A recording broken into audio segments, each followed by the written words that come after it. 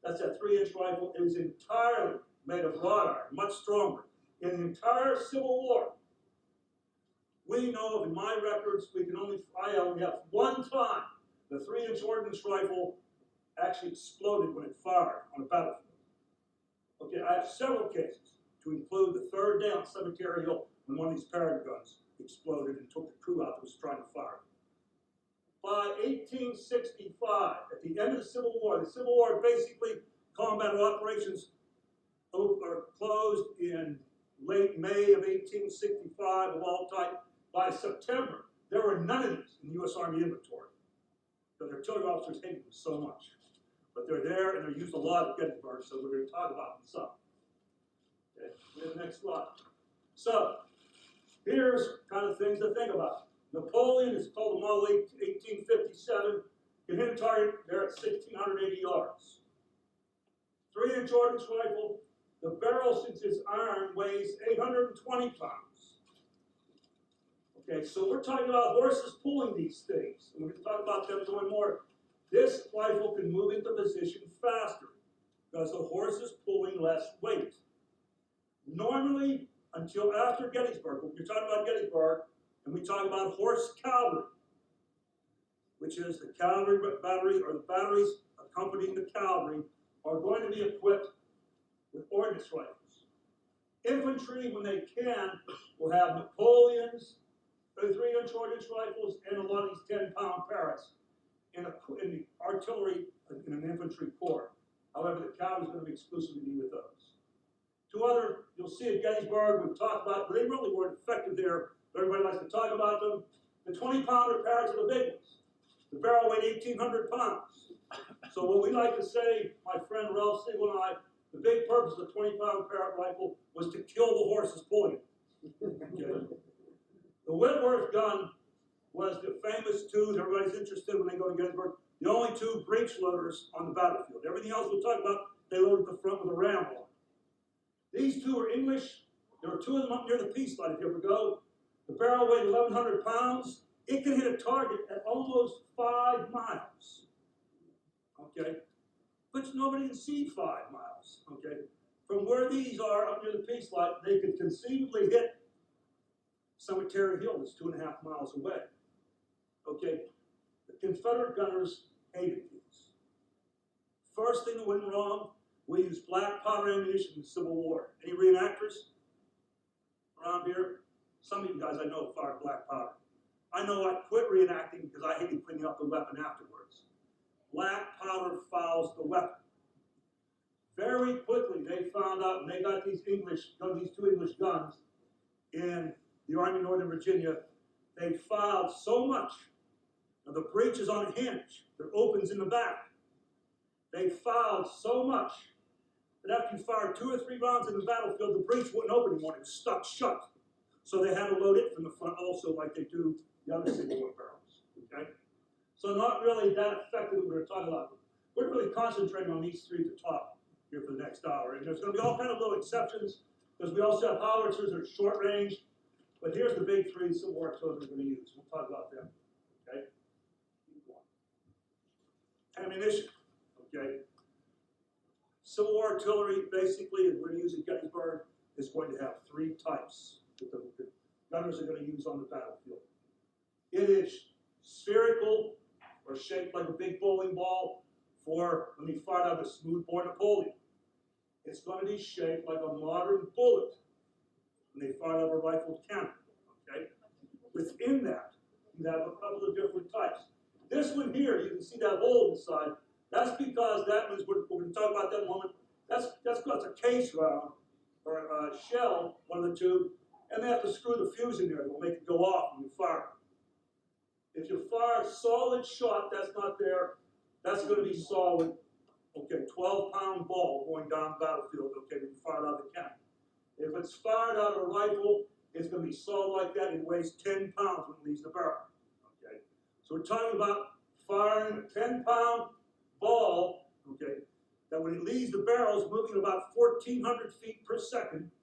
That sounds fast, but it's not really.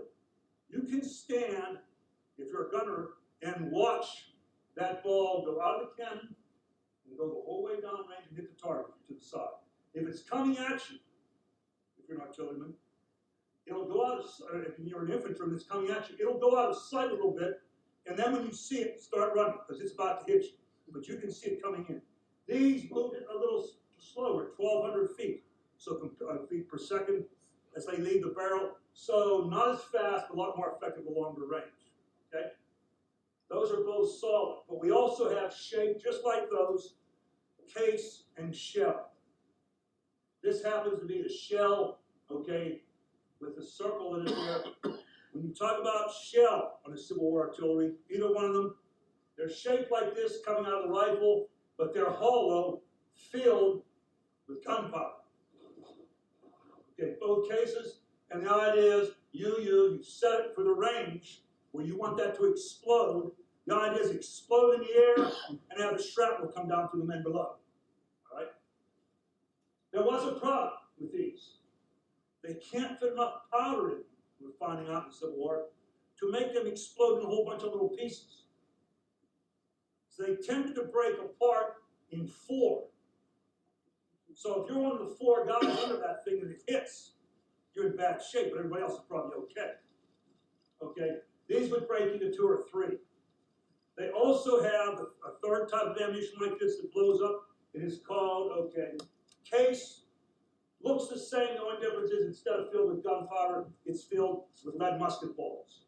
The idea is, especially if the enemy's in the trees, or in the cases he's out in the open, you fire over the head, it explodes in the air, and drives all that shrapnel down to the men below. Okay. Final one, do that again if you would, thank you. Well, here's what the ammunition looks like when it fires. This is a 12-pound shot from a Napoleon. Notice it has a powder bag with 2.5 pounds of powder connected to it. It goes in the barrel, and that's what actually sets it off. Right? Okay? For a Napoleon like that, they have the ammunition strapped on. When they use a rifle, the ammunition is separate from the projectile that's going to fire. Okay? So you put the powder into the barrel first, and then the projectile. What that means when we get to them is rifles fire a little slower. Because on a Napoleon, the guy with the ramrod, who's known as number 1, pushes the whole round into the barrel at one time. You have to do it twice with the rifle, because you have to put the powder bag in and then put the ammunition. So it's a little slower when you fire the round in action. Okay? Go ahead again. Thank you. This is the big area where I like to talk about canister to rip people apart. Okay? If the enemy's coming at you, okay, and he's within 300 yards, in other words, as artilleryman, you're desperate.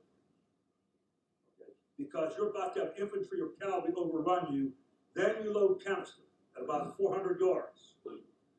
Canister is this tin can filled with these iron marbles. In some cases, in sawdust, more often in the Union Army, they're filled with a packed, okay, gelatin, like the, okay, that keeps them from moving around. When you fire it, this tin can rips away, and there's, for a Napoleon, 27 iron balls that size coming out of the cannon that's going to try to devastate everything in front of it at about 200 yards. Okay. Everybody likes to fire canister. We talk about that a lot. Remember one thing, though. By the time a cannon crew is firing canister, the enemy was within 300 yards, which means that about another 50 feet, if he's an average Civil War marksman, he's going to open fire on you with his rifle. And he can load faster. So the reason you're firing this is you're about to die to that infantry. When a gunner on a cannon is talking about canister in combat firing it, I can guarantee you, he's at the point where you take a John Deere with a log chain to pull a pin out of a certain part of his body, because he knows he's about to die unless they stop him. So they're scared when they're firing this. Okay? Go ahead. How do we move the cannon and ammunition around? This is a typical Civil War. This is the Napoleon gun with its limber. You only see these limbers one place on the battlefield, at Gettysburg. It's the angle, if you ever go down there, where Pickett's charge came through, okay, or the tops of trees. Each cannon at Gettysburg in any Civil War battlefield is pulled by one of these limbers. Okay? The limber has one ammunition case on it that carries the ammunition to be fired on that cannon. Okay? If you're in a firing with a Napoleon, that limber carries 32 rounds of ammunition. Because it's 5 inches in diameter, and that's the most they can, with all its packing, they can fit in one of those. If you're firing a rifle cannon, they have 50 rounds that you can put in there. Okay? So, all this, if you go move this cannon on the battlefield, you have about 32 rounds to fire, and then you're out of ammunition. The entire vehicle, remember this for your horse fans, if it's loaded with ammunition, this entire vehicle weighs 2,400 pounds. That's why at the time of Gettysburg, most of these are pulled by 6 horses. Because we do know of stories like your author said of 4, the horses are dying faster for being overworked. Okay? Let's go then. And here's what a limber looks like alone. The caisson. These will follow every cannon on the battlefield.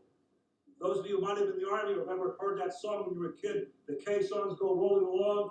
Here they are. Each cannon has a caisson that has 2 more ammunition boxes and a spare wheel.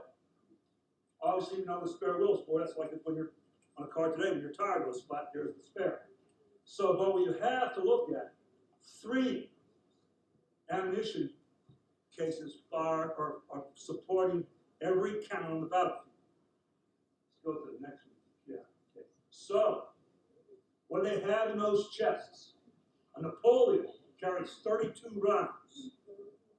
Here's what the Army of the Potomac said by Army headquarters and the artillery branch. If you're carrying ammunition, here's what you should have in that limber chest.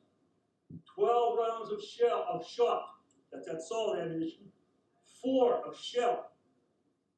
12 case. That's the explosive stuff with the balls inside. And 4 canister. Notice 4. Of all that 32 rounds, only 4. That's because you're supposed to be firing and stop the enemy before they get the canister range. By the time they're there, it's too late. You fire them and get out if you can. Okay? So we talk about Napoleon has 3 limber cases with it, 1 on the limber and 3 on the case, and 4. Because every case is pulled by a limber. So 4 chests per cannon. You start adding those up. In a battery of 6, when the battery goes into battle, it carries 288 rounds of shot, if it's Napoleon, 96 shell, 288 case, and 96 canister for 768. Okay?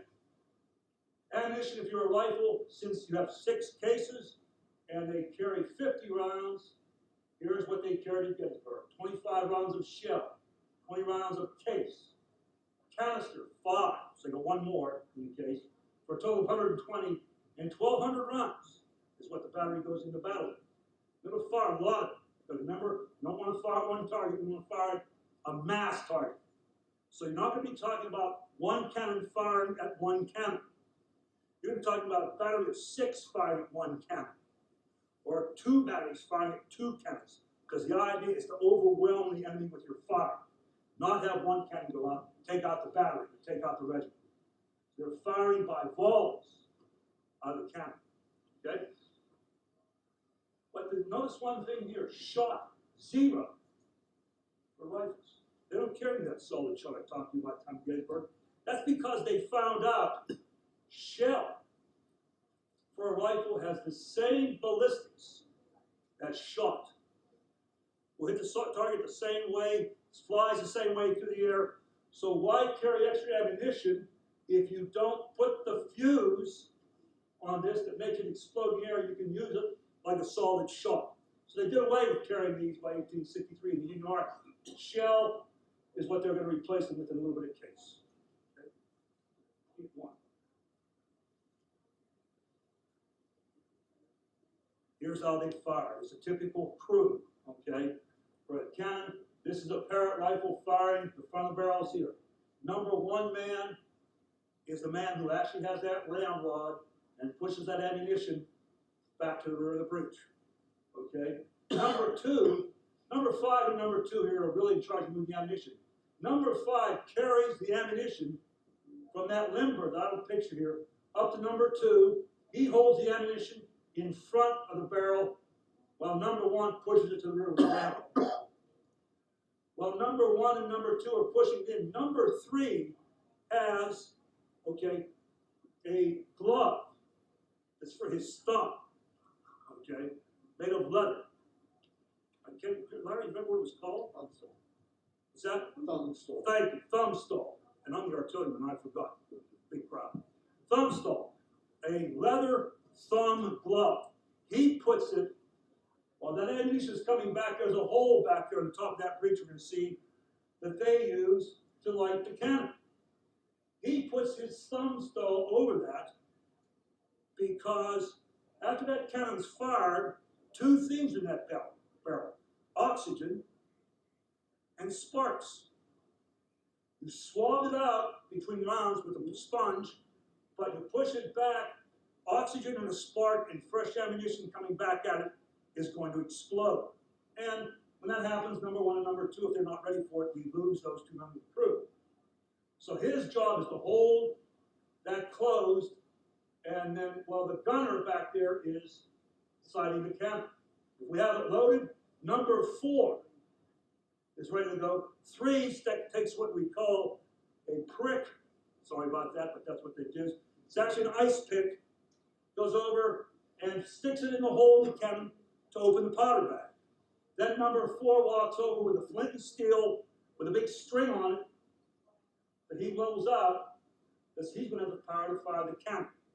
The gunner over there by now has lined up the cannon with its target, and once he knows it's ready to fire, the chief of peace, the sergeant, will see that everybody's away from the cannon because it's going to recoil 10 feet. So if anybody back here is in these wheels, they're going to lose their legs. Okay? The chief of peace will then give the order to fire. The gunner makes a final lay. Number 4 pulls the string, and the thing goes off. And most likely, you have hit nothing. Because everything I just told you about is how everything is going to work right on the battlefield. And nothing ever goes right in Civil War Army. Okay? They have trouble hitting the target. Okay, it all sounds great to us. But let's talk about all the things that go wrong the time we fire that cannon towards its target. Okay, your next slide. You have to arc your fire. Muzzle velocity changes. The farther you fire a bullet or a projectile at a long range, gravity and air pressure make it slow down. So Napoleon round, leaving this tube, is going out there about 1,200 feet per minute. By the time it's dealing with the target, it's moving 300 feet per minute. It's slowed down that much. That's going to affect how you hit the target. Okay, we're going to talk about the declining muzzle velocity and the arc fire. We're talking about cant, ammunition has problems, and recoil. So let's look at all in the next slide. Here's the first thing, what gravity and air pressure do. Assume here's our cannon firing, there's our Confederate or Union target, no matter what way you feel tonight out there. Let's say this is 1,100 yards, well within range. You line up the cannon, fire it, it arcs out there, it falls short. Because it's slowed down. Okay, the gunner had line of sight, saw the target through his sights, okay, had it fired, and it fell in the ground. Okay, because he has to compensate for how much this is going to fall. But see that? Which means he has to move this gun above line of sight, okay, which takes the sight off of the target. Let's get to the next one, okay? Which means he had a target out here at the end of this cannon, 1,100 yards away. Then when he raises it up, he can't see the target. So at that point, you have a scientific wild guess, hoping you hit the target with that thing. You have a firing table that tells you if the target's 1,100 yards, that's how much to raise it, but it may or may not hit. Okay? So what we have to do, we go to the next one. Thanks. He does that, if everything works right, see what happens. He arcs the round above line of sight, like a basketball going into a target to get it to fall in. This today in gunnery, if you ever hear about people talking about super elevation, you get around ordnance. That's the distance between this line of sight and how much you have to arch the target. So he has to use a firing table, a written book. If he's good, tell him how to do that. Or if you're in a hurry, you guess, just like a guy with a hunting rifle today, how much you have to raise it up. Okay? Next one. Can't comes into play. Folks, except for this floor right now that we're on, I hope, there are very few level places on the earth, especially on battlefields. Everything is canted from one side to the other. In other words, ground, you're going to usually pull into position, if you're an artilleryman, and end up with your axle not level.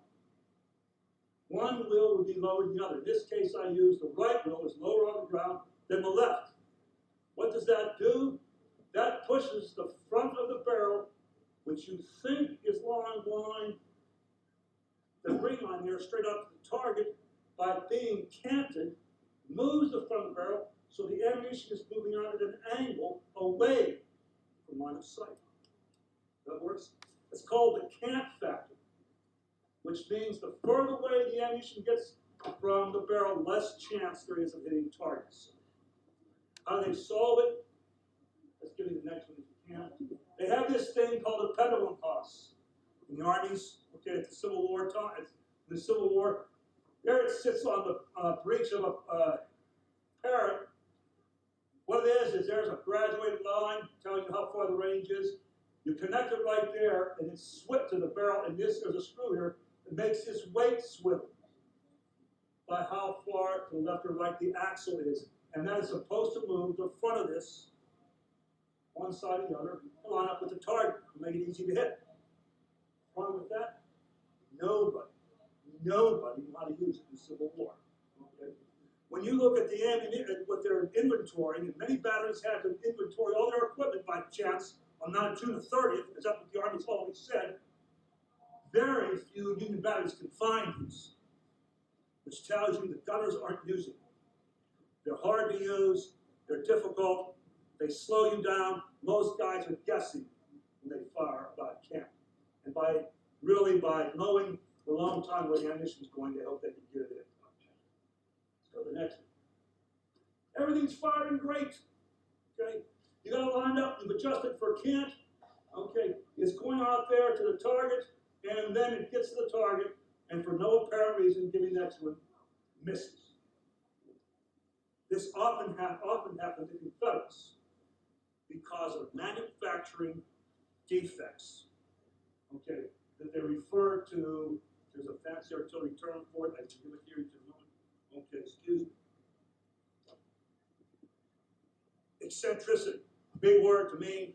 The ammunition isn't manufactured correctly. Okay, when they make it spherical, they don't roll it enough, and it ends too heavy on one side or too short on the other side, and then it actually fires out there. You've done everything right, and still misses. So then you have to try to hit the target again, and that happens often, especially with Confederate ammunition, because they're new out in the South. Okay, they don't have any ammunition factories at all that I know of before the war, and they're trying to catch up in their factories, and they haven't made it yet by the time we get it. Fuses, we talked. Those this is the case of a spherical, okay, shot here, spherical case. You have to put this fuse in there, okay, which makes the thing fire out there and explode in the air and send shrapnel to the guys below. Okay, here's the two types of Civil War fuses that were most popular. Down here is the board, mostly used by the Union Army. Okay, you might not be able to see the back of it. That's graduated. Okay, little cuts in it. It's filled with powder and screwed in there. What the gunner has to do, or the ammunition bearer, one or two of them, is cut enough of these little, graduates off here with a, not actually a knife, they have a special knife for it, cut those off to expose enough powder. So for example, if the gunner says the target, I can hit the target in 2 seconds. Number 6 back there, getting ammunition ready, takes off enough of that foil for it to be burned for 2 seconds and then explode. That clear? Confederates mostly use these. That you actually have a paper fuse in that you cut for the length that you want to have go out and explode. Okay? Sounds easy, often went wrong. For a couple of reasons. First thing the gunner has to do is have somebody around that can range to the target. You guys hunt with rifles? I can tell you, I was in the Army for 20 years. Unless I had something tell me the difference when I looked through a tank sight, which is what the computer would do then, the difference between 1,100 yards and 1,300 yards, I had no idea. The Civil War battlefield guys don't know the difference. And artillerists actually chosen in many cases because they're good at it, and sometimes they can't figure the difference between 800 yards and 1,000 yards. So we have a tendency, okay, to not know the target's range very well, and we're guessing again. Confederates never did get the Wentworth fuse to work right. That's why they're using these paper ones here, and they have all kinds of problems with range.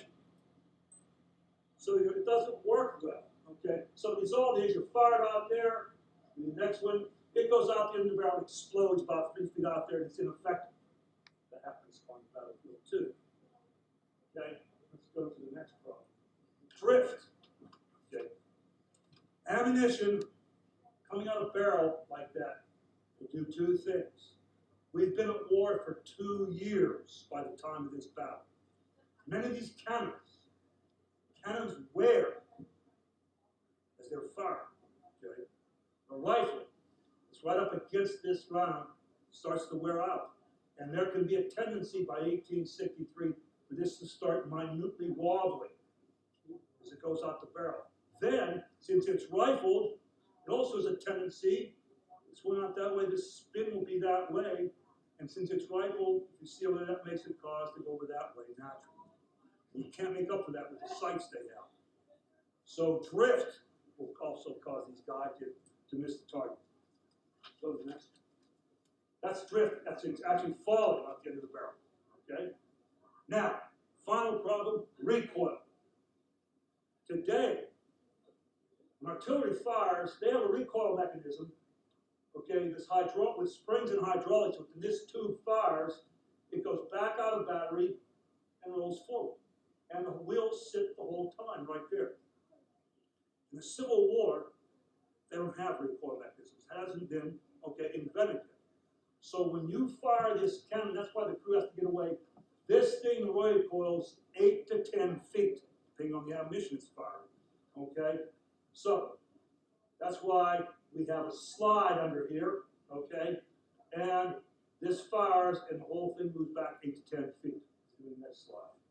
So you see right there, quick, it fired. There was that reaction, because there's some guy saying Isaac Newton back a long time ago that invented gravity or something, I don't know about. But he said for every action forward, there'll be one to the rear. There's where that action is taken up.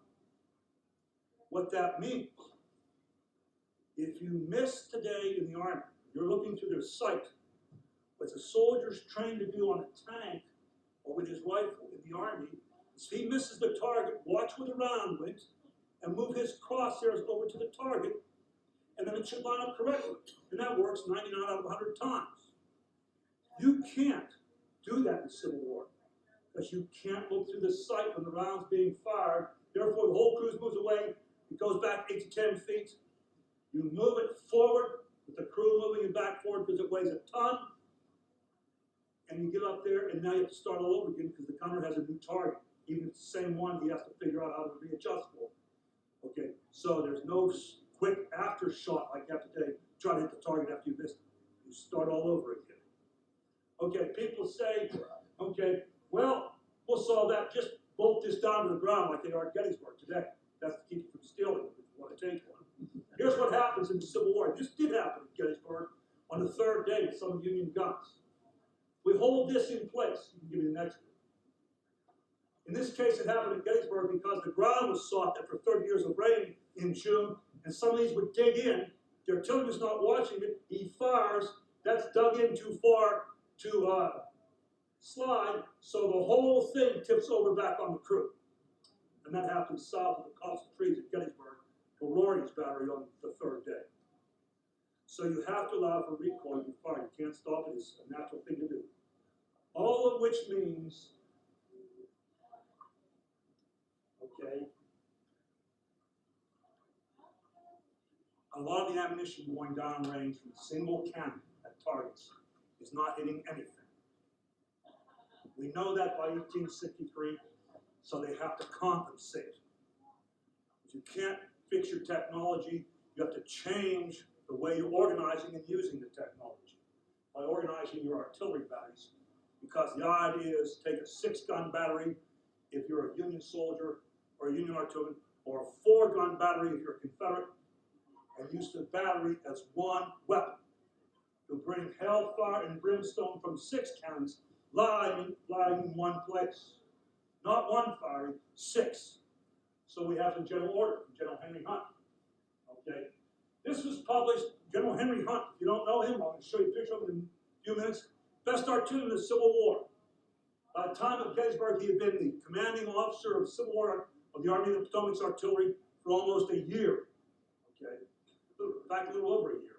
And he wrote many of the artillery manuals before the Civil War that the Union Army and then the Confederate Army would start using, and would be General Meade's chief of artillery here, as we said.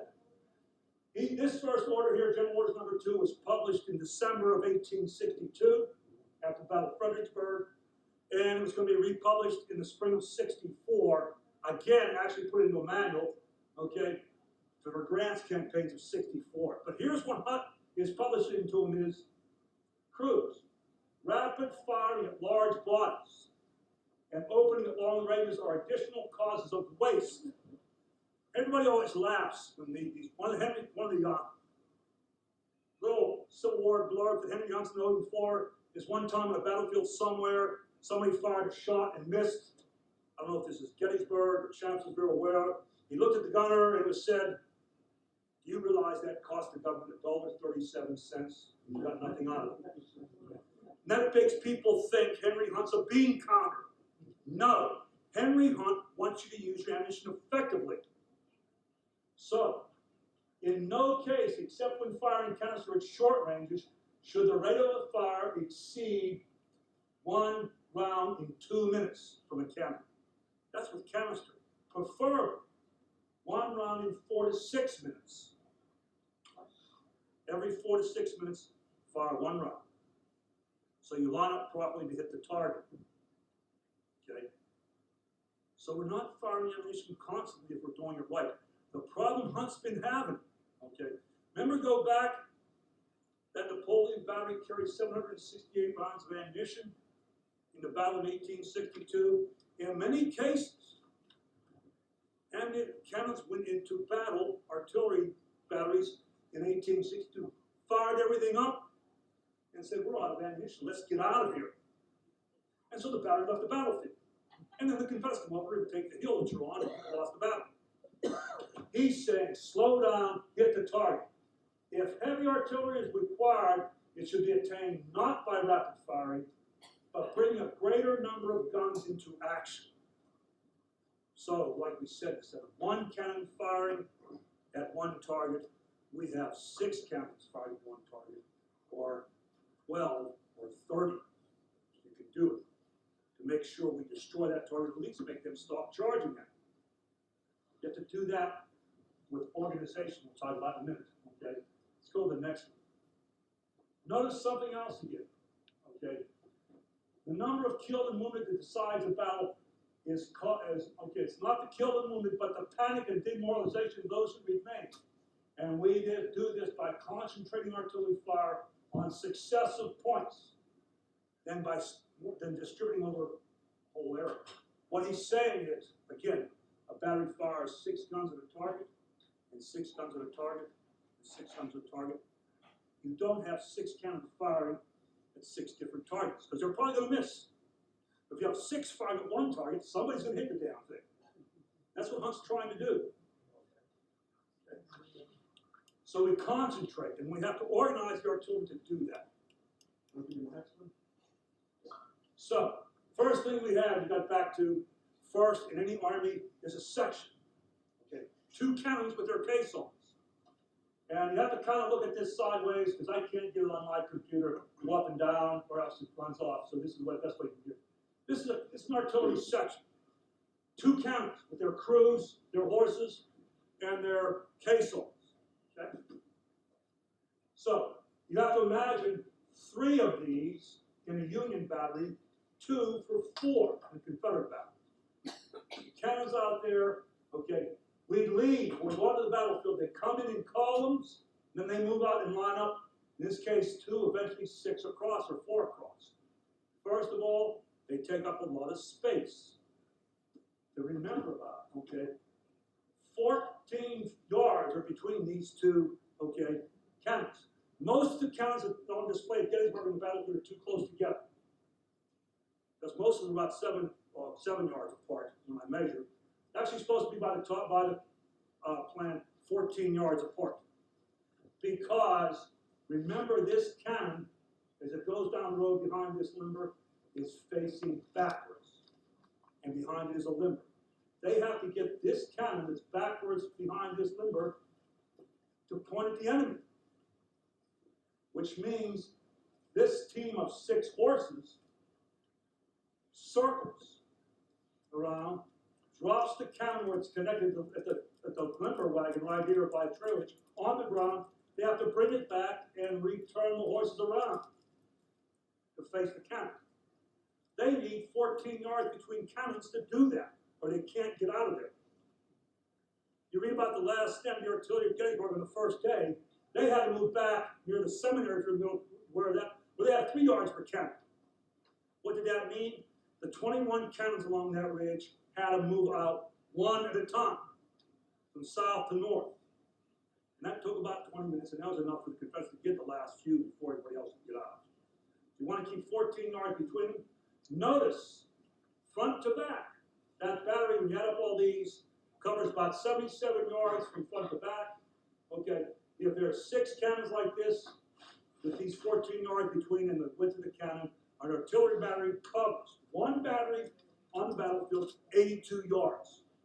Think, go to a football game or look at a football game on your TV, look at 100 yards and that battery fills that whole field, basically. Okay? Notice something here. The horses always face the enemy. For those of you who are interested in horses, we'll talk about that in a moment too, because they're going to be a factor on the battlefield. Okay, so we have 2 batteries, 1 section and 3 sections of 2. The Union battery, 4 or 2 batteries of 4, the Confederate battery. In a Union battery, now here's the kicker. In a Union battery, these cannons are uniform. There's 6 Napoleons, 6 rifles, okay, 6 parrot guns, all in the same battery.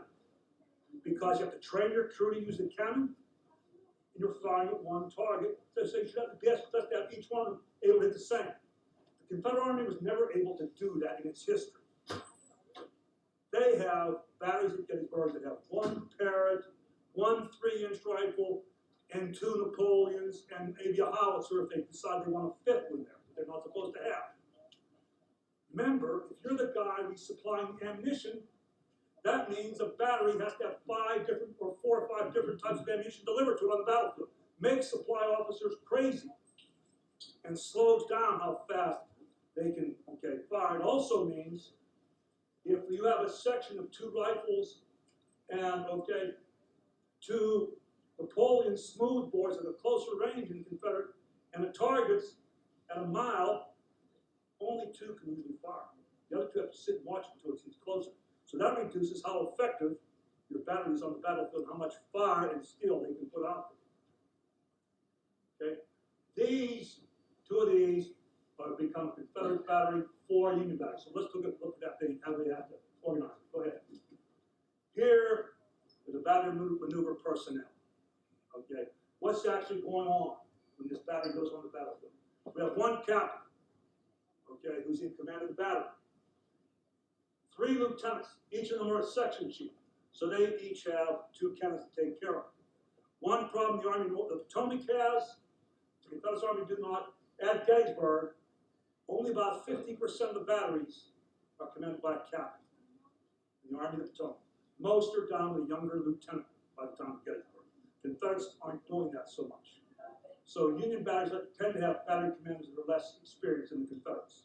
The 3 lieutenants in charge of those, okay, are in charge of those sections. The most important lieutenant is right here. He's the one that charge of that caisson line. That line of 6 cannons with ammunition back behind the cannons. He is the one that's going to be responsible making sure that battery doesn't run out of ammunition. Okay? Then we have a first sergeant. You guys in the Army know the first sergeant is in charge of everything. Okay. Chief of Peace. That's the guy in charge of the cannons. There's 6 of them, so you have 6 sergeants. 12 corporals. 1 corporal's a gunner. 1 is in charge of the caisson. 42 privates. 30, those are the cannoneers actually running the gun. 36 privates are simply in charge of driving the horses to get the thing moving from one place to another. 2 privates with the bugles and a guidon bearer. 105 men in a full-strength battery up there, so even 6 gun. Okay? 15 saddle horses. The leaders ride a horse, so as we said, infantry, artillery are moving with infantry, the men are going to walk. They're not issued a horse.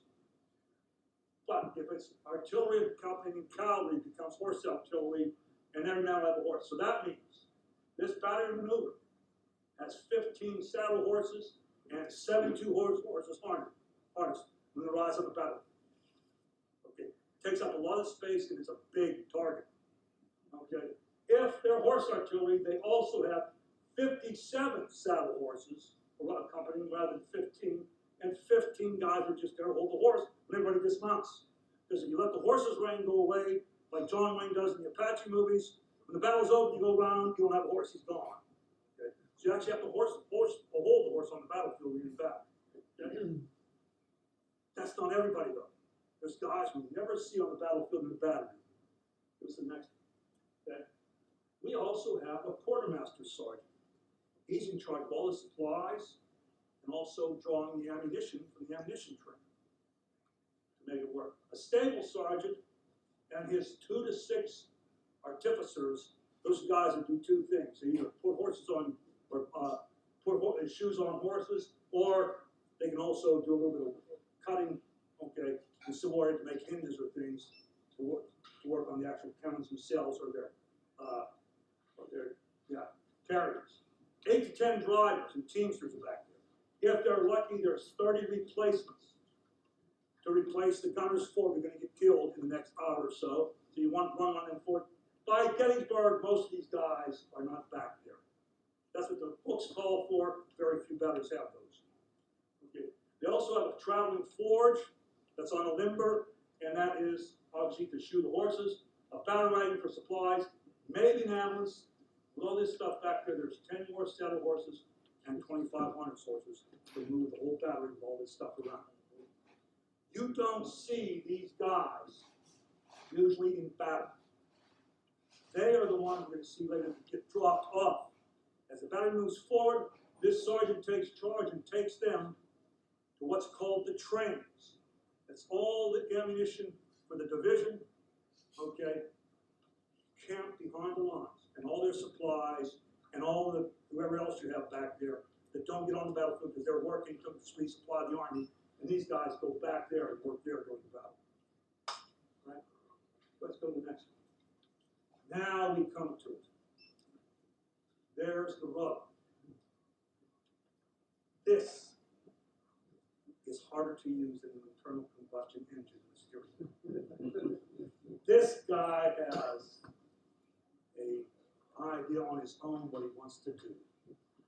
So you just can't always say, let's go take the barrel, or take the cannon in the barrel, and the battle he's going to listen to. But we move with all these horses, okay? So all this stuff you horse fans probably know. Big thing is, how big is this guy? Now, remember the Confederates are getting horse flesh everywhere they can. One of the reasons they're in Pennsylvania that summer is to get as many farm horses up here as they can with their artillery. So there's going to be variations. And they go through a lot of horses. George Meade had his quartermaster write a letter on July the 4th when the battle was over to Army headquarters, Montgomery Meigs, the Quartermaster General, to say, this army, since we came from Fredericksburg forward, and, okay, has worked to death approximately 2,000 horses. We need replacements. We know between the two armies, 5,000 horses at least went down the battlefield. So, okay, we're using horses in many cases by the time after the battle aren't used to being cannon horses. Okay, keep that in mind. What I'm giving you is the horses trained to do this at the start of the battle. He's supposed to be 15 hands high. Okay, what does 15 hands mean? 4 inches is a hand. Okay? So it's about, it started as a measure of how many times you can make your hand go up those legs, not the side like this. And that's 15 hands high is what an artillery horse is supposed to be, between 12 and 15. What's that mean to the modern person? For the next, here's my horses. Here's a Clydesdale, one we're all familiar with because we like to drink beer. He ranges anywhere from 18 to 20 hands.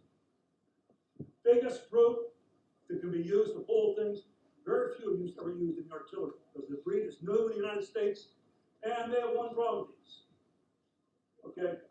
They don't survive well unless you baby a Clydesdale, or most horses. Okay?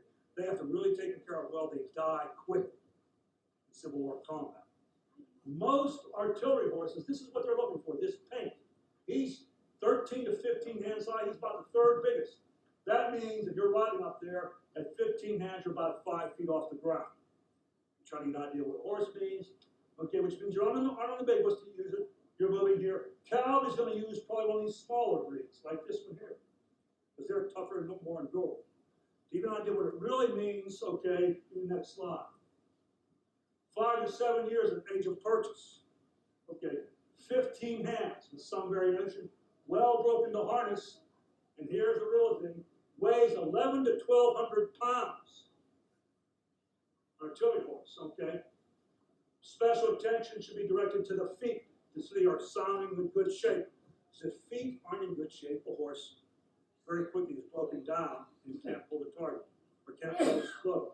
Remember one other thing about Gettysburg. By 1863, many of these pikes, like the Chambersburg pike and the Valley Turnpike from Harrisburg down to Lexington, and okay, the Carlisle, not the Carlisle Road, the Baltimore pike around Gettysburg are paved, something approaching cobblestone, which wears horses' shoes faster. Okay? You all hear about Buford leaving the battlefield. There's a cavalry example. Leaving the battlefield on the 2nd day. To go have his men rest and refit. My wife's a cavalryman. She really blows up when somebody says that because they say, "What's wrong with these cavalry? They're a bunch of wimps. They're leaving the middle of the battlefield." By July the 2nd, 1863, Buford's cavalry had been on the road, going back and forth over 500 miles.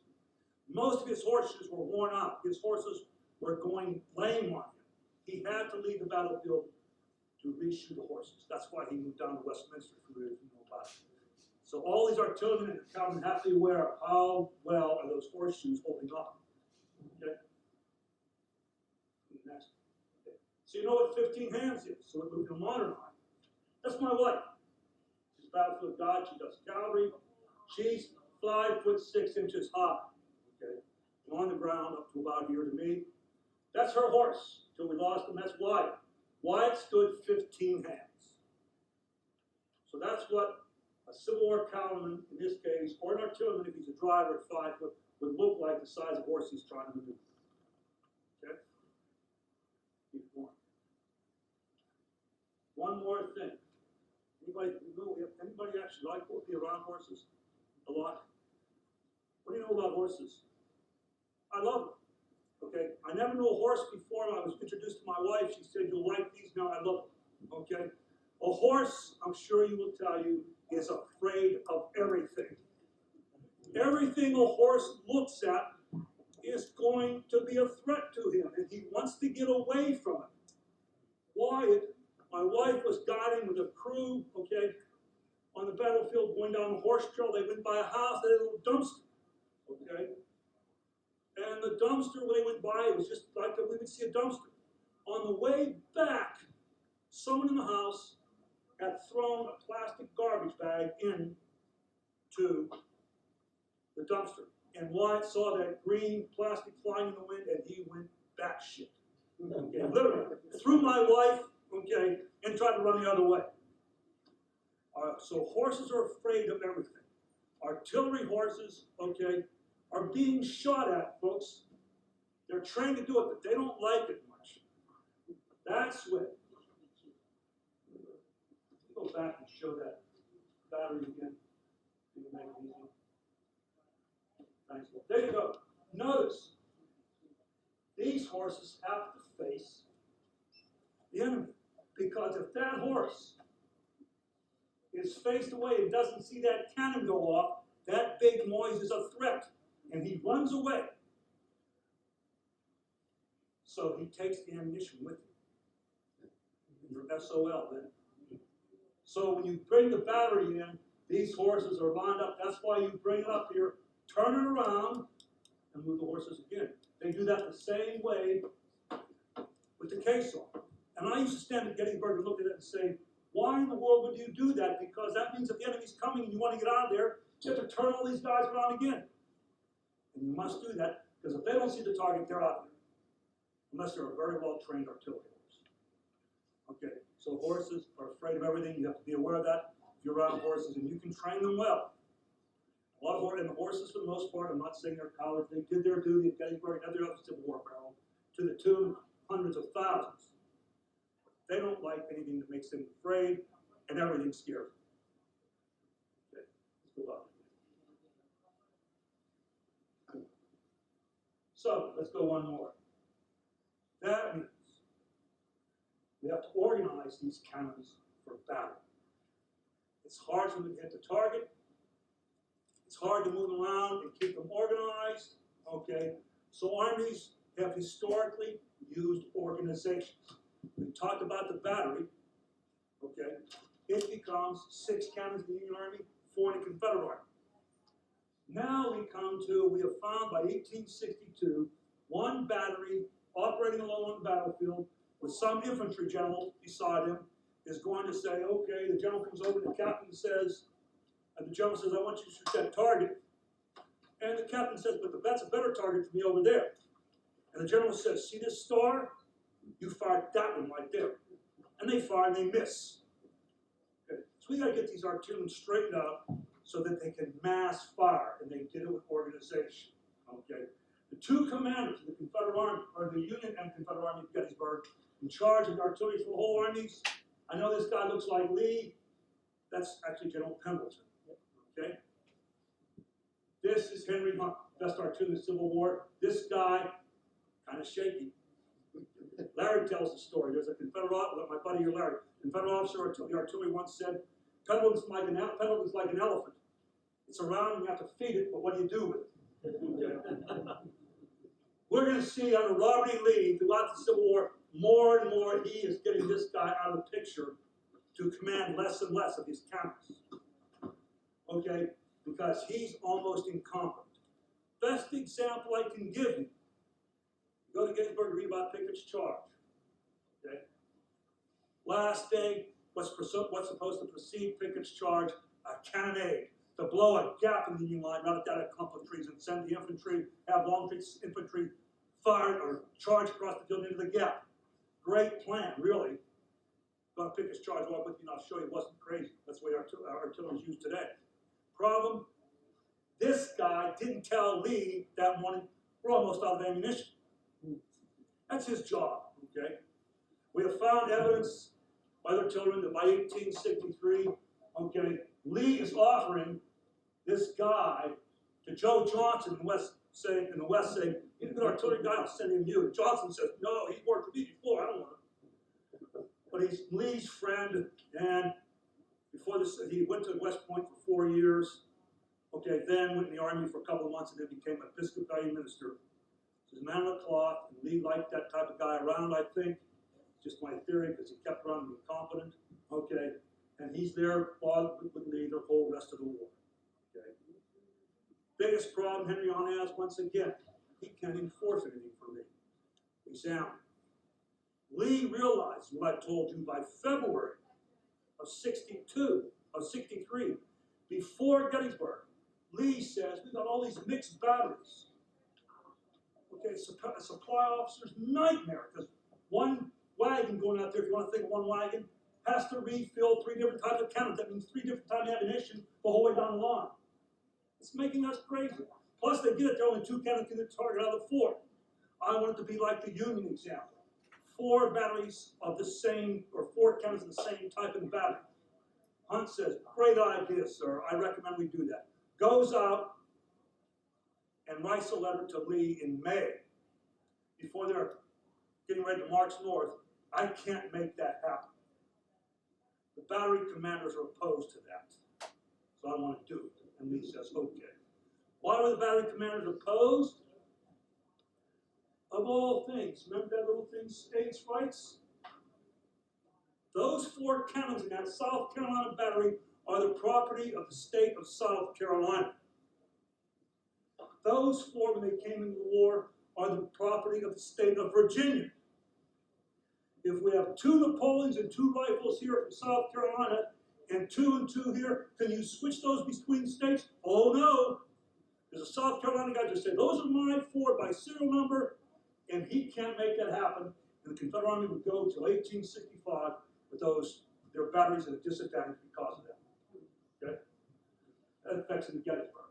Henry Hunt here, Union battery or Union artillery commander, best of the Civil War. We'll talk about him in a few minutes. So, Lee and Pendleton want to get mass fires out. They have to organize. Okay, the next slide. This is how we do it. An army, Lee's army at Gettysburg, except for the cavalry, we'll leave them off the battlefield now because we're talking about when the real fight is gone. Nobody follows the cavalry because they never die. Okay. Army with Robert Lee has 3 corps.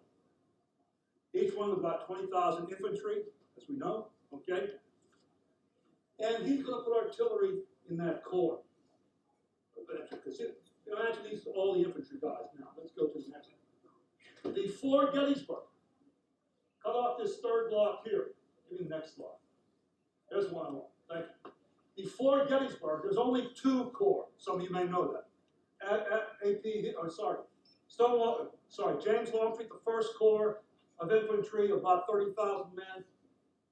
Okay. Stonewall Jackson, the 2nd Corps, about 30,000 men. Every one of them have 5 battalions of artillery. Okay? A battalion of the Confederate Army is 4 batteries. So that has anywhere from 16 to 20 cannons that rise on the battlefield. There's 5 of those because there are 3 divisions in the Confederate Corps in most cases. So each one of those divisions of infantry that go forward, remember artillery works with the infantry, takes 20 guns with it in the battle. That division commander would tell, I want you to fire at those targets, and that artilleryman being a good captain says, yes sir, I'll do that. Plus, there's 2 more that Longstreet or Jackson can say, use my extra guys, I want to put more firepower over there. You guys, I'll put where I need. And the Corps commander decides that. All right? Seem clear so far? So we're getting battalions of 20, 16, 24 guns firing at 1 or 2 targets. You're increasing your firepower, concentrating more stuff out there. More guys are dying under this, okay, artillery. It's getting better for the Confederates. They reorganized, okay, before Gettysburg, or after Gettysburg. So, before Gettysburg, after Chancellorsville, sorry. May of 63, Lee split his army into 3 corps. Stonewall Jackson here got waxed at Chancellorsville by his own guys. They said it's an accident. You worked for Stonewall Jackson, I'm not so sure. But, okay. Jackson dies. Okay, General Ewell takes over, and Lee reorganizes into 3 corps of 20,000 men. So what he does, he needs artillery for General Hill's 3rd Corps. For the most part, with a few battery changes, his artillery reserve goes down here and works for General Hill. What's happened? Lee and more importantly, Pendleton, which is what Lee, I think, wants, has no cannons that he officially controls. The three corps commanders at Gettysburg decide whether artillery is going to be used. The advantage, if you have a corps coming down the road, or if you have a division, 1/3 is followed by at least a battalion coming on the battlefield with 4,000 to 6,000 infantry. There's going to be 20 to 25 cannons. Okay? That's how they operate. Let's go to the next one. Okay, that's gone. Let's go to the next guy. Union Artillery Corps. Okay, we have 7 corps in the Army of the Potomac, smaller, about 8 to 10,000, you might know. Each corps has, like in there, a division. Okay, let's go a step further. What Henry Hunt added at Chancellorsville, because of that organization Lee had, Union Artillery got the hammer, because the Confederates are using their cannons as battalions of 40 to 20 cannons, or 20 to 30 cannons firing at single targets. In this case, Henry Hunt organized the artillery brigade. That's 5 batteries of cannons. So it's 30 crews with 6 cannons. And they're actually called the brigade in the division. So what that gives the corps commander the ability to do, he has 30 guns back there organized by 6s. He can put all 6 with this division, or he can put 2, 2, and 2, however he wants to do it, to give them artillery support of the battlefield. Okay? So we're increasing the number of cannons available. Keep going. Okay? So with the 7 corps of the Army of the Potomac, each one has one of those brigades. Okay? So they can show up in the battlefield. The difference is they usually only send one, like the 1st Corps at Gettysburg, only had 1 battery traveling division, everybody else is back in the rear. So the first day at Gettysburg, Reynolds men show up with a 6-gun battery, 1st division there. The others, go ahead, 3 minutes? Okay. The others show up with, okay, later on, the Confederates will arrive with 30 cannons, because they're coming with a battalion, not a battery. Okay. One more. Then, at the artillery reserve level, you have 5 more brigades, over 100 guns that General Meade could put anywhere on the battlefield he wants to reinforce these guys. That's why the artillery at Gettysburg outmaneuvered and outfought the Confederates, because they can put more cannons on the battlefield than any one spot. Keep going. Go past these. We're running out of time. One thing I finally wanted to show you. Okay, I don't need to go because everybody's bored and tired with it. This has 32 rounds. This, okay, total 32 for Napoleon, about 768. Parrott rifles, okay, have 1,000 with them. Battery, what is it? Battery B, 1st New Jersey Artillery at Gettysburg in the first 2 hours of the 2nd day, fired 1,300 rounds.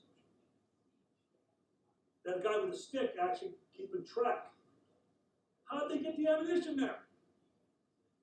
Before Gettysburg and before the spring of 1863, the whole battery left. Hunt says, no, you're not going there. So how do we resupply, get more ammunition forward? The crew does a drill to reload the caissons to the forward guns. Okay. These 32 rounds of fire, that is empty. You, number 5 and 6 go back there between the drivers here. They disconnect this limber and pull it forward. Okay, start loading on it. This empty limber goes back and reconnects to that caisson. Then, remember each one of these weighs 499 pounds.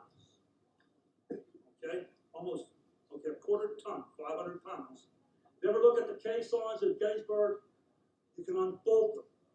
That little screw on the side makes it unbolt. People used to think that was to put the thing on the ground to load it. That's no, these guys will turn that around, this one here, take this empty one, put it on the ground, move it forward, and reattach it. And they do that in succession. Then, all of them are empty. And you have the last caisson here. These are the guys that have to go back and reload the ammunition. Now, you just can't send a private gunner all at one time running around the battlefield that say, hey, where's the next ammunition supply? Doesn't work. That's why the lieutenant, the chief of caissons, will take all these back and reload and carry them forward again. But then it came to who reloads these?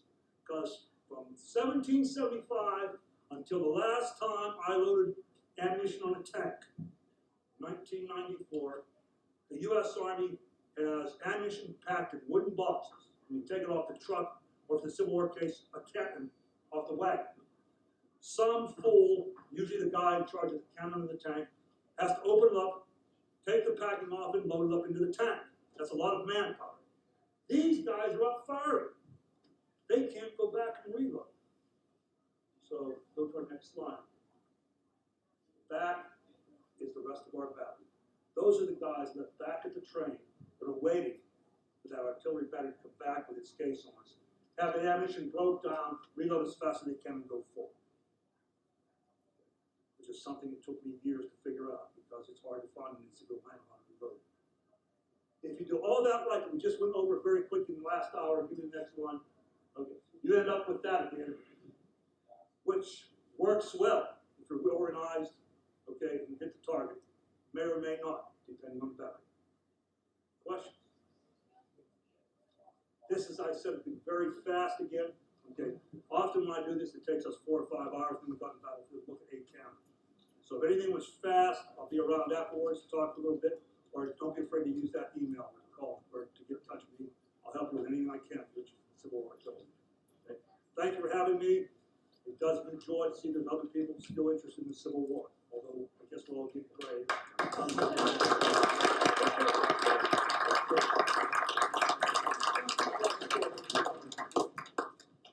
I've got to tell you a story of artillery in the early days of the Round Table. It was early 1993, and one of our members knew, Dave, I'm sure you're aware of this, he knew Charlie Smithcomb. Yes. Who has a fabulous collection of artillery pieces. And we talked him into bringing one up to Hershey for our meeting. And we were meeting at the time in the old Hershey Library, which was on the end of the old high school. And Charlie parked it out in the parking lot between the high school and the Hershey Theater. And he took us all out into the parking lot, and we did the gun drill. And he had us rotate through, and everybody got to try each position. And of course, we fired it, and every time we would fire, well, and the devil made me do it. I was the sergeant, and I happened to notice that a couple came out onto the porch of an apartment house about half a block away. And they were watching what we were doing, and I pointed at them and said,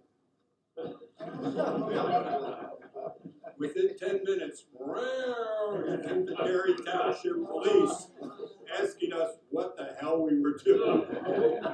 That's the story.